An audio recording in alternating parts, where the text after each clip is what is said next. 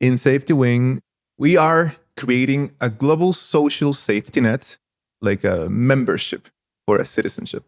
And that manifests through health, through pensions, through income protection areas that we're taking and creating products for on a global scale. The difference between having security and not having security is fundamental for your access to the risk you want to take in life. We believe that through a global social safety net, we will create equal opportunity and freedom.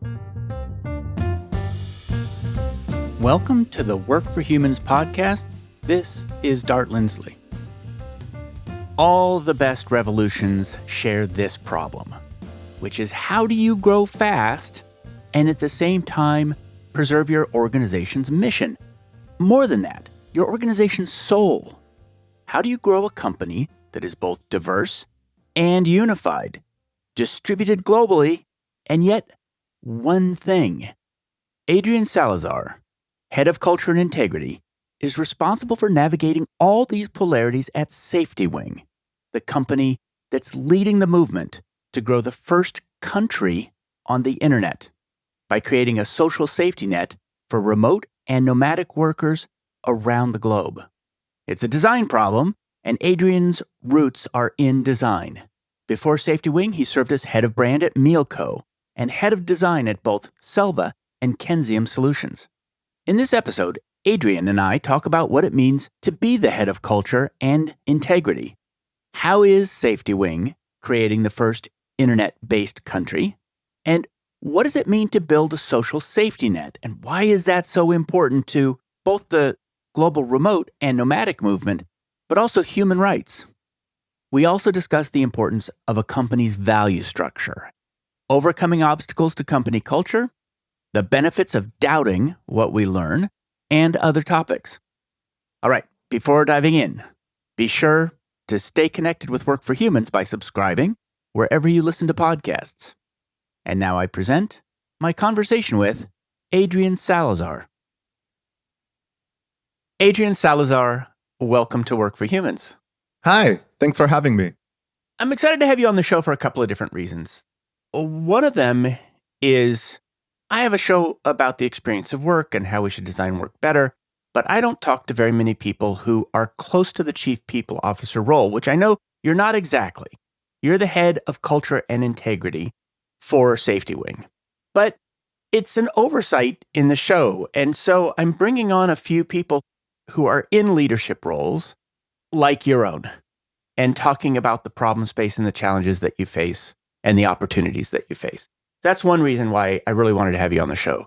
The second reason is that you work for SafetyWing, and SafetyWing is one of the companies that is enabling remote work and enabling global nomadism. And the interesting thing about that whole space, I've decided, is that if you really want to understand how people are designing the future of work, go see the extremophiles. Go see the people who are positive divergence, who are testing the edges of what's possible, and SafetyWing is enabling that. And so there's a cross-section here that I really want to explore. So just to lay some groundwork, how would you describe the mission of SafetyWing? We are creating a global social safety net for the first country on the internet. That's our mission and vision. Okay, I want to part that out. Could you say it again? Yes, a global social safety net for the first country on the internet.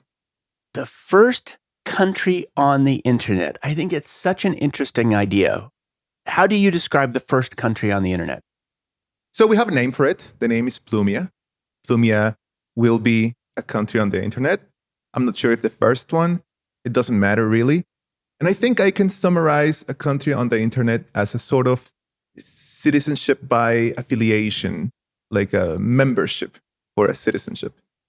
And what this gets you is a global social safety net, which I think is the most important thing that I could be doing with my life. And we can talk about that if you want. So it gets you that. It gets you a passport. Kind of fingers crossed. I have high confidence. I mean, why not? Why wouldn't it be possible? Just a matter of figuring out how to do it, which we are doing already. So it gets you a passport, a social safety net. And I believe the third important thing about it is that I believe that there will be several in the future, several countries on the internet. I think internet, like digital countries and say regular countries, will fight for citizens. And I think people will join these countries by interest, by values, by culture, voluntarily. So I want to talk about the safety net. And then I want to talk about this idea because I already see happening that there is a population of people who are detached or very loosely attached to existing countries. And so they're so mobile and so nomadic. It's not that they have no passports, it's just that they're very loosely attached. And then the idea of giving up that last passport, potentially, that last passport to a physical country and saying, I am a member of this tribe. That may ultimately have disadvantages to be completely detached, but being attached to a second country, which is an internet country, is a really interesting idea. I don't know what makes a country. It makes me realize, because I think of what actually makes a country. It's a territory, army, many times, things like culture, affiliation. Yeah, it's a super interesting idea. I'm going to have to think of all the reasons why there's advantages to having a physical country. One of them is, for instance, if you commit a crime against an American any place in the world, the United States doesn't extend power to prosecute, but it does recognize that as a crime. So there are things like that. 100%. Yes. So what is the social safety net as you see it? First of all, that SafetyWing is building out, but also maybe beyond the edges of SafetyWing that needs to be built out. This is fascinating because depending on who you speak to, the definition of a global social safety net varies. If you speak to someone in South America, most probably they don't know what a social safety net is, because I'm Peruvian. We don't have that. In Peru, if you don't have money and you're dying on the street, you will die on the street. And maybe that's a little dark for the show, but it is true. I've seen it with my own eyes. So we are modeling our global social safety net from the Norwegian one, which works quite well, apparently. I haven't used it, but it provides this foundational safety, security for people who benefit from it. And that manifests through health, through pensions, through disability, through income protection, which are areas that we're taking and creating products about or for on a global scale. And that is the important thing, because the objective of having a global social safety net is to be able to create a product that equalizes freedom and opportunity for people. The difference between having security and not having security is fundamental for your access to the risk you want to take in life, and just access in general. So we believe that through a global social safety net, we will create equal opportunity and freedom on a global scale. Some time ago, I had Jerry Toner on the show, and we talked about the norms of Roman slavery, which was a pretty heavy show. And one of the things that we recognize there is that it's labor with the threat of harm. It was a crossover, we realized, between work and prison, but it was coerced work. And then what we realized is that, at least in the United States, the threat of losing your health care is a threat of harm. And so there is a way in which, in countries that don't have a good social safety net, there is a threat of harm associated with unemployment. And so there's a level of freedom that comes from creating a safety net that is independent of employer and independent of country.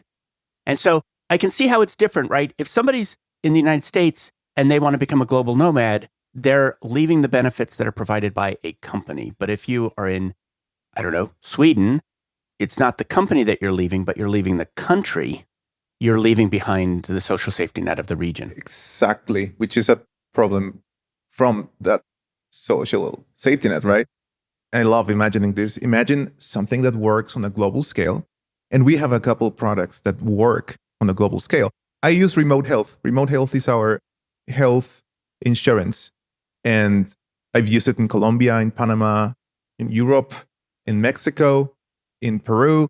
I mean, sadly, I had to use it. I don't like using health insurance, but it covered me 100% of everything wherever I go. So we've done it for health. We've done it for travel. We are releasing very exciting things very soon. We're doing it. So to me, the most exciting thing about this is reaching economies of scale. As we scale our, you could say customers, you could say advocators. Your country people? Yes, our country people. We'll be able to bring this product to more customers. We can lower the prices. We can make it available to more people. That's going to be amazing. Well, I want to provide some context for people who are not in the United States. A friend of mine, they're a couple, they're married, they're both, I think, in their 50s. She became an independent contractor, so they needed health care.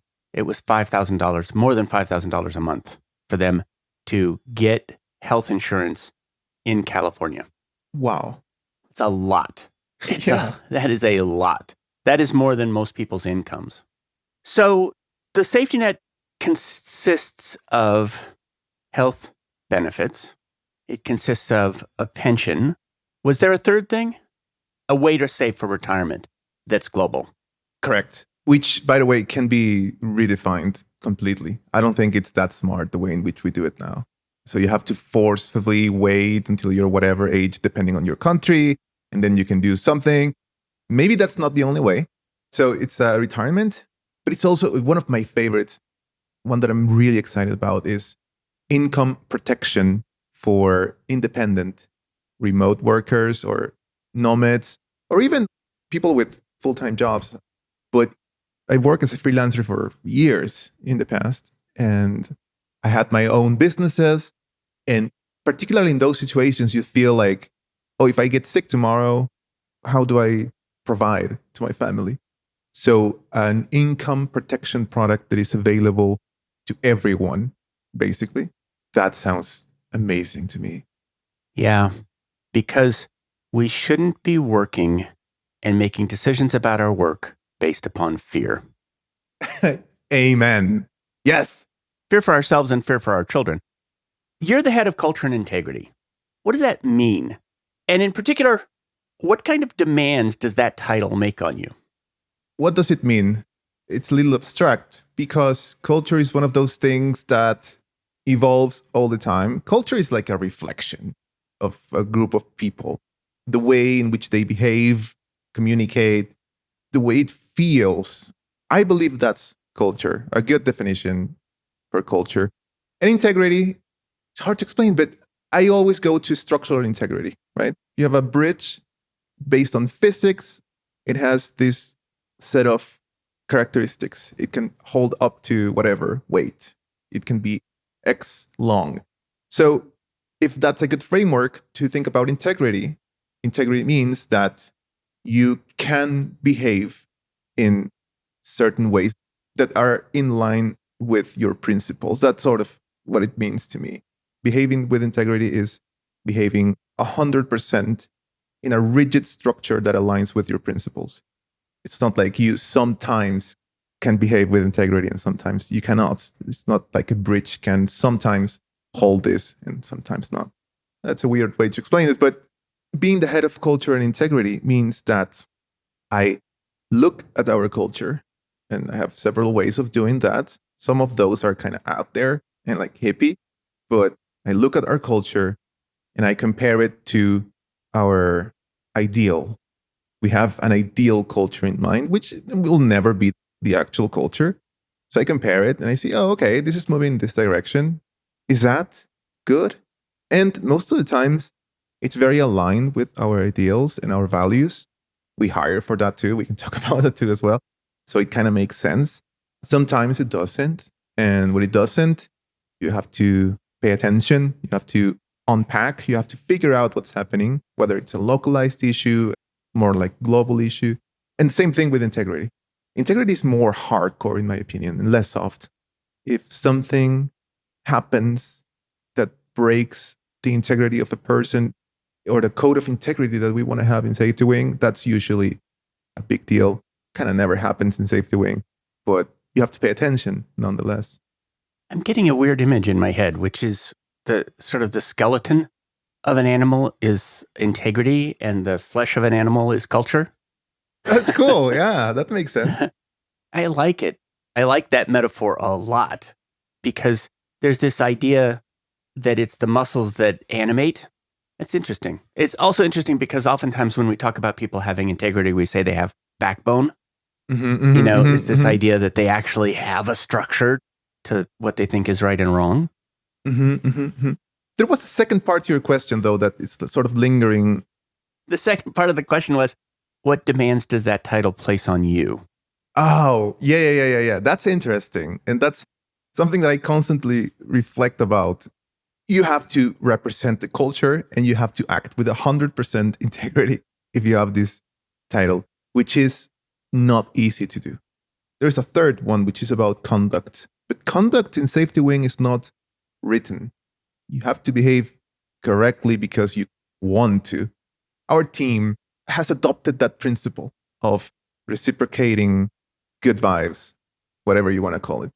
So the title comes with that, comes with exemplifying our culture, acting with integrity, and conducting yourself in a way that is appropriate in SafetyWing.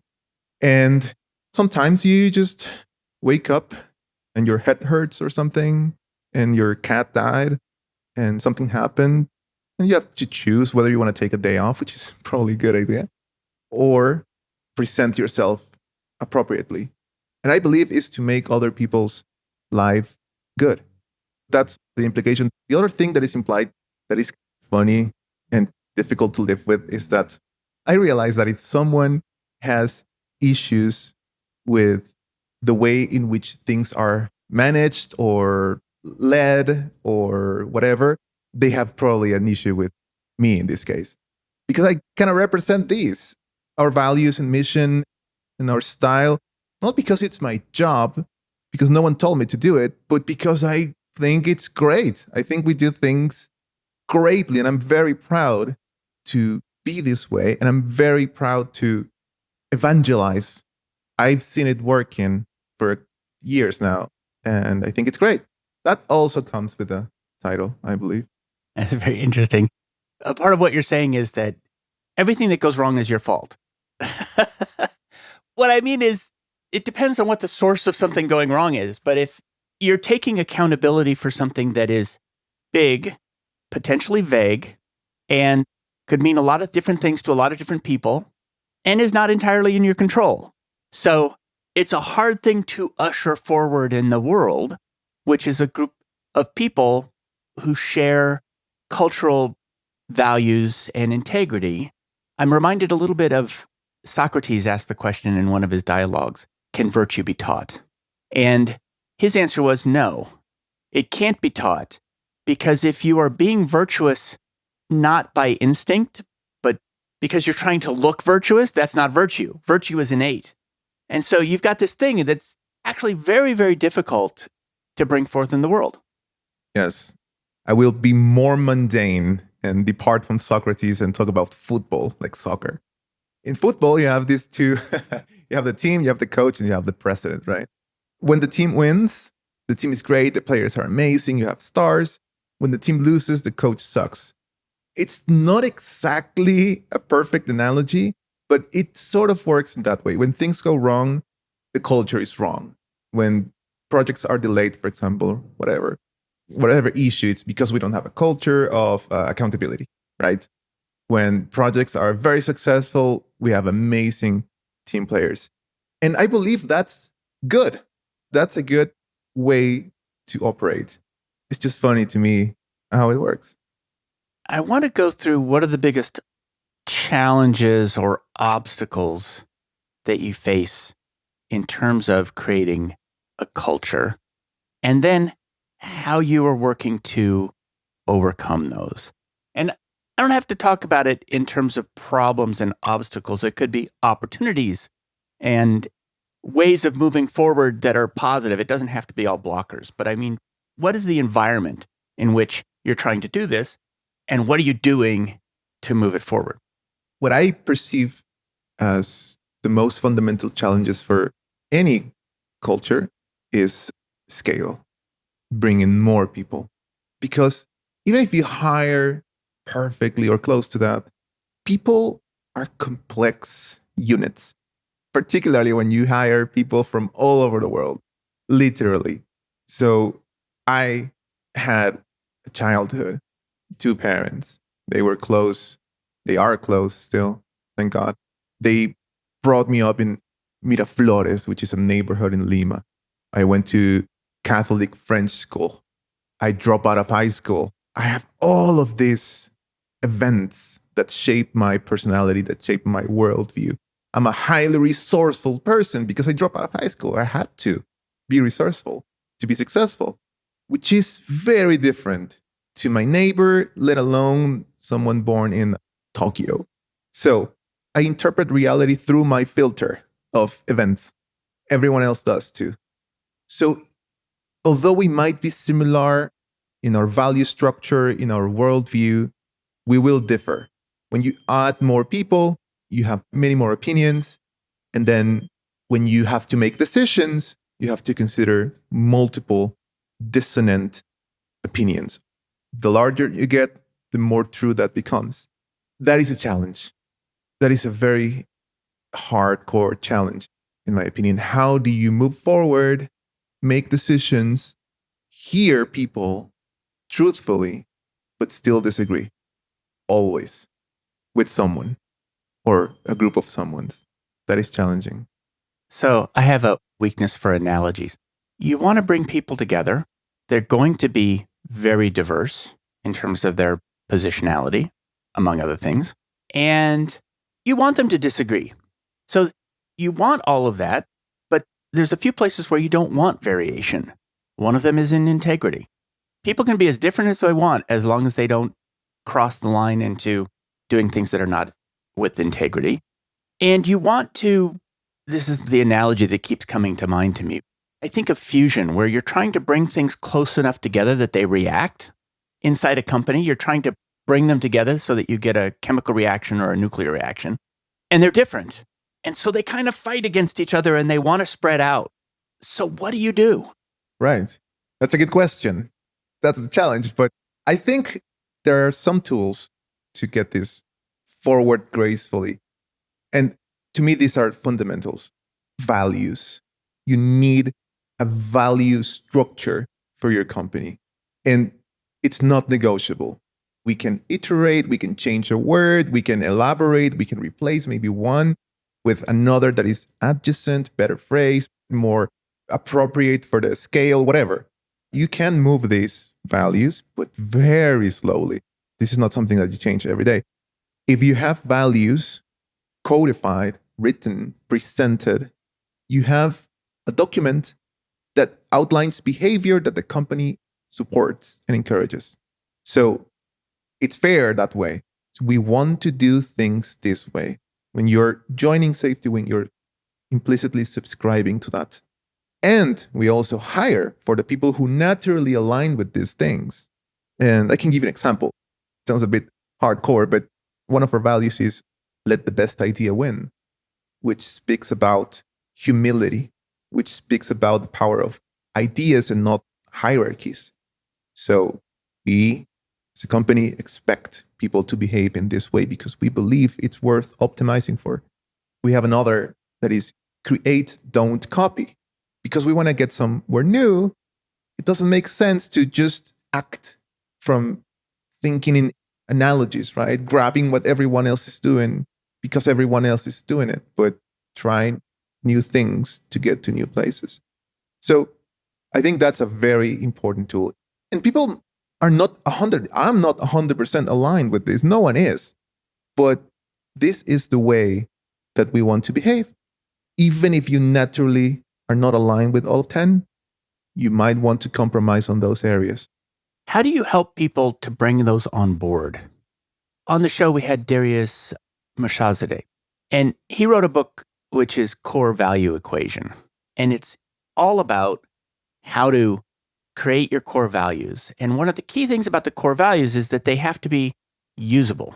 What he meant was that they had to be something that people could apply, but also if people in the organization couldn't say them, didn't know them in their heads, they didn't have to pull something out of their wallet and look at it. They had to know it in their heads.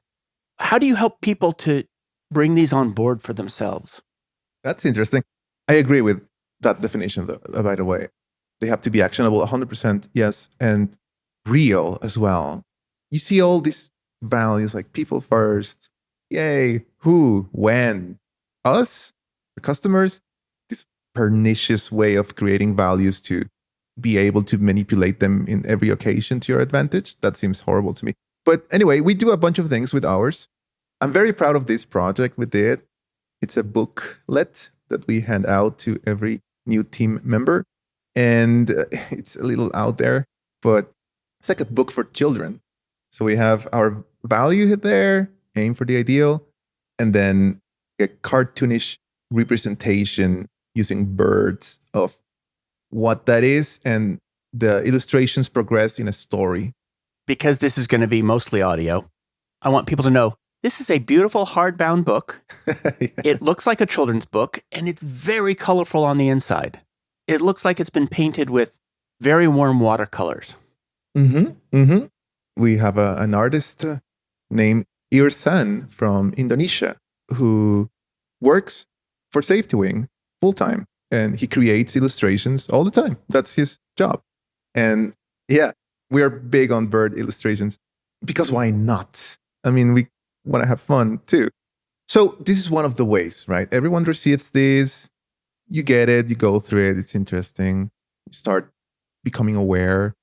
We have a Notion page that is very popular in our team that lists our mission, vision, and values. I have an internal podcast in SafetyWing in which we have a couple of episodes about mission and values. Our values are memes in SafetyWing. People reference to those constantly in Slack or in meetings. Some of them are most popular than others. Like, be good to each other is our 10th value. That's very popular. I'd love to know which ones are the most popular, in addition to that one. Aim for the ideal, our first value, is very popular, often used when trying to do something ambitious, right? Let's aim for the ideal. That's one of our values. Why not? Be authentic. Many of these are, now I realize, popular, but be authentic as well. Perhaps that's not that popular, but create on copy, certainly. Create on copy. And this happens every day in which you have to decide what to do. There are degrees of this, right? So you need a laptop. Should you create one? Probably not. But if you're thinking about a crazy claims reimbursement solution and you have to choose between doing it like every other insurance in the world, perhaps you want to be a little creative with that and prioritize the user, which, surprise, seems like a good idea. There's an interesting tension there in create, don't copy, which is, on the one hand, you have to hire super experts around the world in every regional legal system, in every regional health system, and you can't get those experts without bringing on a lot of practices that they have established in environments that are very different from SafetyWing, I would imagine. So there must be a tension between expertise and tradition. Tradition meaning? What everybody else does. Copying. Yes, I see what you mean. It's quite hard to hire for those positions that require expertise, particularly in hard areas like law or compliance. Yes, it's very challenging to find the safety wingers there, but we have, and we have amazing people in our team. There's also something to be said about being conservative versus being progressive. If you're 100% conservative, you don't go anywhere. If you're 100% progressive, you probably crash somewhere. So balancing those two, particularly when you have established products, particularly when your products are enabling people to get healthcare, it seems like a good idea to have the kind of people who will say, stop, stop, stop, stop, stop. Think about this. Let's think this through. That's useful. I face this in my own work. I work for a company that really values original thought. And so a part of that is hiring very smart people and letting them figure it out without a lot of received wisdom. And on the other hand, until recently, I was running a process improvement team. And the thing is that there's a whole world of pre-existing tools that you don't have to reinvent and that are very powerful and that have been developed by smart people who were being original once upon a time. And the fact that it's received wisdom doesn't mean it wasn't people just like you, smart people being original, that solved problems, and you don't have to resolve them. It's a little bit like what you're talking about. On the other hand, what you want is you want to teach, what I want anyway, is I want to teach people how to use those tools, and I want them to doubt them every day. They need to have skepticism about the tools. They need to ask themselves whether or not they need to be applied the same way. It's hard to both learn and doubt at the same time. But that's a very valuable skill, is to learn things and doubt them. Oh, yeah. I don't know why this came to my mind, but I'm sure you're familiar with the ENPS score, the Employee Net Promoter Score. That is the industry standard. I haven't found a person who can explain why you do it this way. And I believe that if you're adopting a best practice, I think it's fundamental that you understand it. If not, what are you doing? How are you interpreting this? So I try to look for that. I talked to engineers, I talked to HR professionals, I talked to everyone that I could, and no one could explain me why you take advocators and you subtract these people, these neutrals, and then you take, there is an equation for that. So I don't do that anymore. I do an average from 1 to 10, which seems much more human.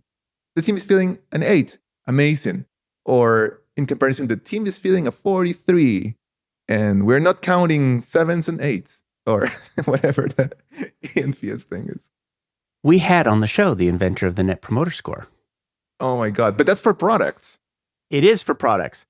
But I'll tell you that he had written his 8th book or something like that, or 12th book, I can't remember what it is. And I said, why did you write another book? He says, because nobody really understands what Net Promoter Score is.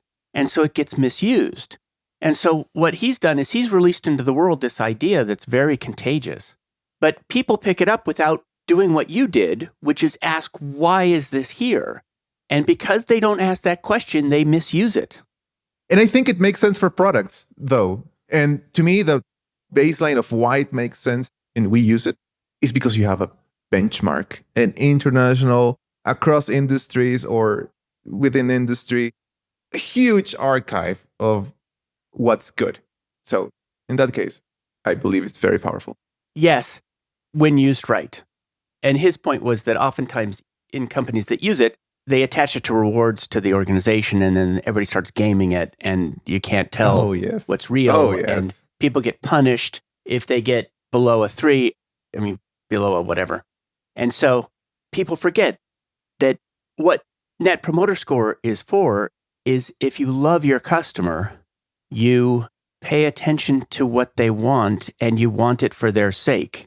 And that's what it's for. Exactly. We have a value that's all about that, which is very coincidental, but make things people love. That's something worth optimizing for, because if not, what are we doing? You see what I mean? You can have a company, whatever, financial incentive, whatever. But if I'm working here in SafetyWing for 3 years, many people are as well. If you're not doing something valuable for others, there is no intrinsic motivation. It's only external things like salary or whatever. We treasure that a lot. We treasure our customers. We do it for them. It's the only way that I can see. Let's do one other popular one from the book, one other popular value.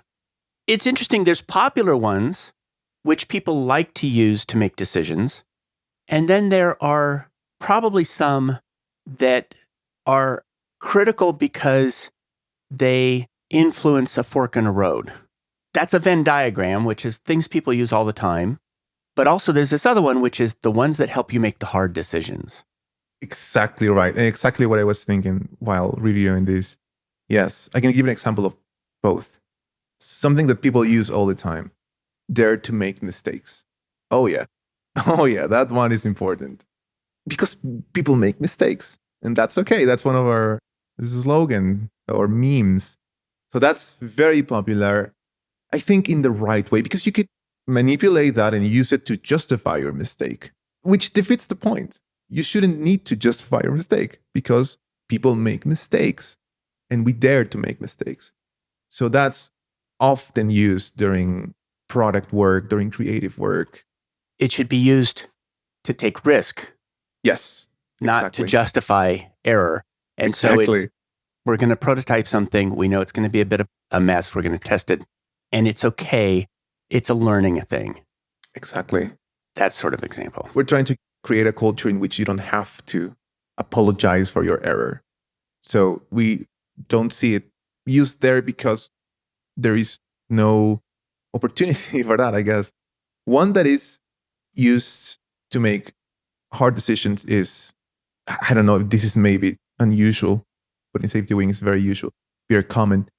Be good to each other. That's a hardcore one for us.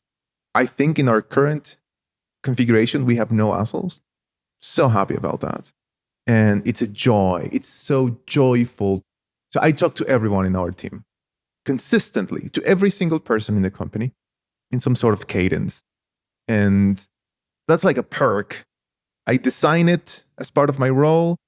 And I think it's a blessing to be able to have as much context, to be able to establish relationships with people. You know, I talk to people for like years now, and we know each other. We have a relationship. So that builds trust. And that is very good for the company because they can trust me if things are not working the way they should. And I, in return, help people to navigate situations. I get to live this every day. The day is going to come where you can't talk to every person. And maybe you're reaching that point. I don't know how big SafetyWing is. 150. 150. So there's going to come a point where you can't, potentially. I'll probably enlarge the cadence, make it less frequently, but I don't plan to stop this. There are some things that don't scale gracefully, but you still do them. Yeah, I can totally see that. For some reason, I'm able to tie this episode and what we're talking about to a lot of previous episodes more than usual. We had two people on who spoke about the culture at Bridgewater, and Bridgewater was a place where it was all about testing ideas and let the best idea win, but it was through, I'm going to say, a modality of public humiliation. What some people have said is that, yeah, it was a horrible experience, but I learned so much it was worth it. And other people have felt just completely broken by it and never recovered. And so different people have responded to it in different ways. And I've seen it because I've done peer-reviewed science things. And it can be a challenging environment where ideas are challenged without humiliation. So you can challenge ideas and still be kind.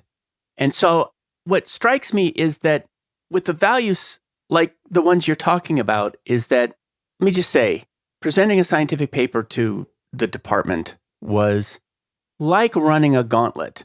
It was like being whacked logically by lots of people as you went by. It also felt really wholesome and really good. But I would imagine that there might be tensions, like when you're developing a value system, there might be tensions within the value system that are positive, but polarities. I don't know if that's a question.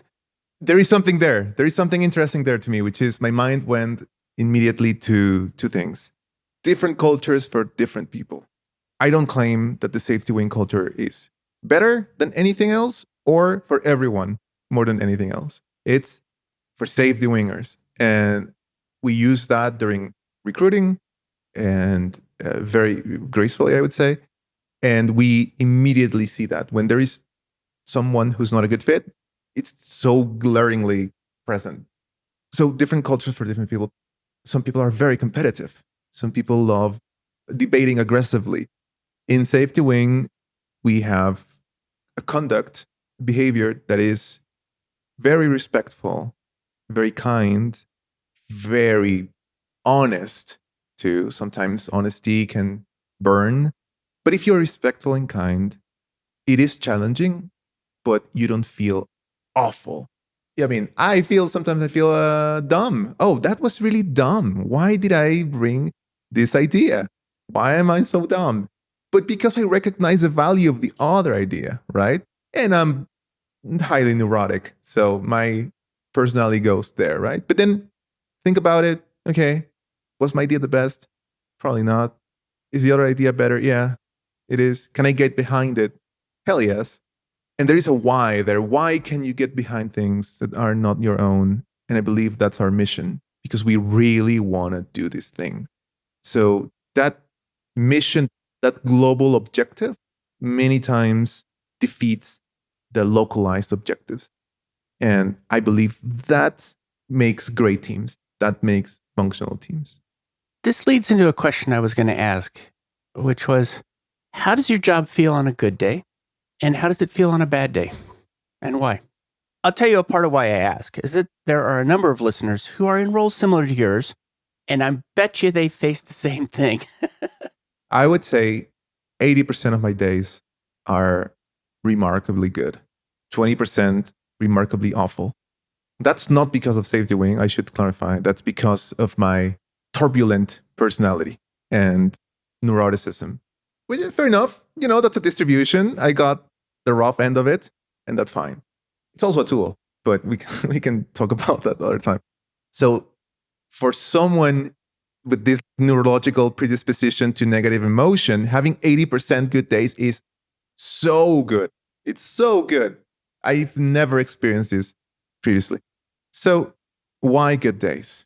I wake up, I feel rough for an hour, have my coffee, I'm ready. And I have a list of things to do that I created for myself. That is very important. I'm not following anyone's aleatory, with little context idea. I'm following my insights. And that doesn't mean that I don't debate and socialize these ideas. I do. And many times they get influenced by other people who I respect a lot. So it's good. But I have a list of things to do that I designed for myself. I talk to a lot of people every day, 3-4 people, just like one-on-ones meetings. How are you doing? How are things? How is your career? How is the culture? How are you feeling? How's your son? There are a lot of things to talk about. And that makes me happy. Sometimes I don't want to do it. Sometimes I'm tired or I'm moody, but I get myself to do it. And I always enjoy it so much. And I have autonomy. So I go to the gym at 2 p.m. because I can. And I play with my sons at 5 p.m. And then at 8 p.m., I'm back to work because I like it that way. And because I like to work at nights, particularly creative work. That's a good day. A bad day is I go on a meeting and I present something and someone has a bureaucratic process in between my idea and its execution that I don't agree with. So I basically struggle with conservative types. I recognize their importance, but that demotivates me greatly. Bad day is also we have to let someone go. That sucks.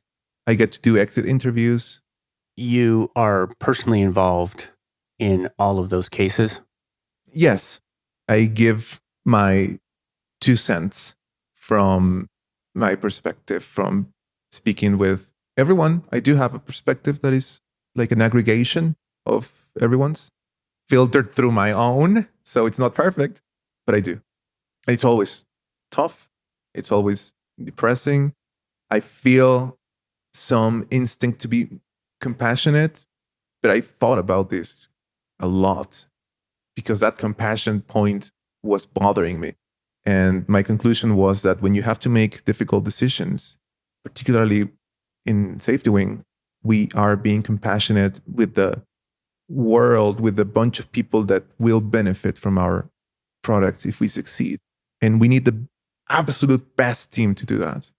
Someone I know at work said to me, clarity is kindness. There's a couple of different things. That's not exactly aligned with what you're talking about. But this idea, though, that probably that person will find a place that's more suited. Oh, yes. You're so right. And I'm so glad that you bring this up. It's always the case. Being a good fit is like kind of cuts both ways. And if you're not a good fit for SafetyWing, for example, SafetyWing is not a good fit for you, most likely. I mean, I would say 100% of the times. And why would anyone do that? So that's perfectly true. I have a few closing questions that I ask everybody. What do you hire your job to do for you? Your company hires you to do something for it. What do you hire it to do for you? I guess I can interpret this question loosely. I applied for this job. I changed careers to do this right then. So I believe that people should be able to enjoy their lives, generally speaking. And that is a little elitist because the world doesn't work like that always. And we are in a position of privilege. Within those rules, I think that people should be able to enjoy their lives while they can, because things change all the time. But if you're able to have the opportunity to enjoy your life, work is a big part of it. And being miserable at work is the thing that I wanted to combat, that I wanted to fix. I joined the perfect company for that. The perfect company that aligns with my mission almost 100%. So I don't know if this addresses your question directly, but I wanted to do this and I get to do it. Now it's becoming part of my mission to expand this as much as possible, to evangelize this way as much as possible, hopefully get to influence other people in other companies. Do you get to see the effects of your work on helping people enjoy their lives? Yes, 100%. Yes. And it feels amazing. And many times I wish I could enjoy it more because many times I'm focused on what I should solve and fix and not, for example, as I told you, we calculate ENPS. We do an average from 0 to 10 or 1 to 10. And we routinely score above 9, which is insane. But it is what it is. And I think about the 1 that we could improve and not the 9 that we achieve. I tend to think about the things to improve. And I don't get to enjoy as much as I could the success. That's just part of my personality. You might consider expanding the people you talk to on a routine basis to people who are receiving benefit from your products. Yes, that's a good idea. Yes. It's easy to just add a few in and then talk to them about what it means in their lives. Like user interviews, but yeah, that's super cool. But really, the user interviews are, I mean, first of all, it's a legitimate part of your job. Is our culture creating the thing that you want? But the other thing is just to put a feedback loop on what you hire your job to do for you. Oh, that's such a good idea. I'm going to run with it, actually. Such a good idea. And it's easy. I just call them. Yeah. Oh, yeah. We have a process for that. So this is Adrian. Yeah. Are you interested in insurance? No, I'm kidding. What does your job cost you? I'm very involved in SafetyWing, meaning I work many hours, not because I have to, but because I want to, and because I'm not a very organized person. I struggle with personal management or time management. So I compensate with time, which is my currency. I think it's a fair deal. But that prevents me from doing other things. Well, I should also say I have too many interests in life, and I won't get to do all of them. So I have to prioritize. But with that said, I do get to do the things that I want to do. I'm with my family. I work at home. I choose to do it this way, to be with my family. I've been able to see how my 2 boys developed in this world. They're 5 and 10 now.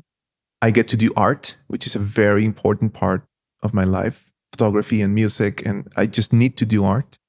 I incorporate this art into my job, not directly, but indirectly, quite a bit, actually. So yeah, the cost is that I wish I could also do whatever other interests I have, but it's pretty good. If you have to have a cost, opportunity cost is one of the best. That's the one. Right. That's exactly the one. There should be a t-shirt or something. Where can people learn more about you and about SafetyWing? About SafetyWing, SafetyWing.com. That's a good place to start. And about me, just LinkedIn. Adrian Salazar at LinkedIn should get you to me. Fantastic. Thank you very much for coming on the show. Really interesting conversation. Thank you. Thank you. It's been great. Thank you. Thanks for joining me for another episode of Work for Humans. If you enjoyed this episode, please give us a 5-star rating wherever you listen to podcasts. And share the show with one person you think would get value from it. Believe it or not, this really helps us grow the show and reach more people who want to build the kind of work that people really want. As always, thank you to my producer, Jason Ames at Ninth Path Audio for his insights into content and his high standard for quality. Final note, the opinions shared here are my own and not the views of Google or Cisco Systems. Thanks again for listening. See you next time.